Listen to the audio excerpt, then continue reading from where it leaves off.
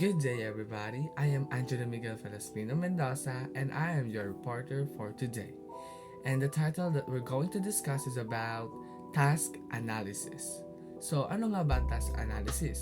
So, task analysis is a behavioral approach that breaks down a complex behavior or task into step-by-step procedures, thereby providing modeling and ample practice for the students with difficulties. So, task analysis, sabi dito, ang task analysis ay isang step-by-step procedures or ito yung kumbaga para mas mapadali yung task na gagawin ng isang bata. For example, yung nagkaroon ng lindol, di ba? Yung mga batang may disabilities or hindi, mayroon silang mahina sila umintindi through speaking or mahina yung pandinig nila, 'di ba? So tayong teachers, tayo mag-a-adjust. So magbibigay tayo ng visual step by step procedure. So nakalagay dun sa isang poster na ilalagay mo is duck, cover, and hold. Nang sa gayon nakikita ng bata kung yung ano yung kanyang gagawin. So sabi nga dito, it is a ample practice for students with disabilities, providing them a good or a fast learning. So task analysis lang is kumbaga in task analysis in short term is ito yung visual na nakikita ng bata para mas mapadali yung kanilang gagawin or yung task na gagawin nila. Gargiulo 2012 provided a working guidelines on how to do task analysis. First, define the target behavior or task. So, ano nga ba yung task na gusto mong ma-target? Ano yung gusto mong ma-acquire ng bata? Ano yung gusto mong mangyari? Next is, identify the required skills needed to successfully complete the task. So, bilang guro, dapat alam natin kung ano yung kakayahan na dapat alamin natin or alam natin mula sa bata. So, ano nga ba yung kakayahan niya? Kaya niya bang gawin itong bagay na to? Kaya niya bang magsalita ng ganitong bagay? Kaya niya bang mag-execute ng ganitong bagay? Nang sa gayon, bilang teacher, tayo yung mag-a-adjust. Tayo yung wag natin pahihirapan yung bata.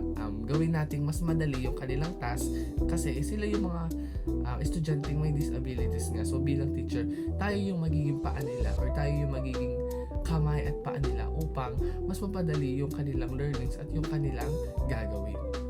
Next is identify the unnecessary materials to perform the task. So ano nga ba yung mga bagay na mas mapapahirap sa bata? Aalisin natin yun. Aalisin natin yung mga bagay na alam nating magpapagulo sa gagawin ng bata sa task na iyong ibibigay. Next is observe an able and competent person perform the task. So bilang teacher, wala dapat tayong favoritism. Dapat pantay tayo. We have an inclusive classroom. So dapat pantay-pantay ang tingin natin. Observe all your students.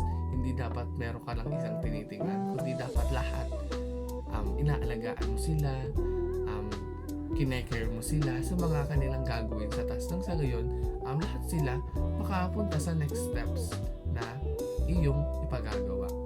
Next is list the needed steps in sequential order to complete the task. So yan.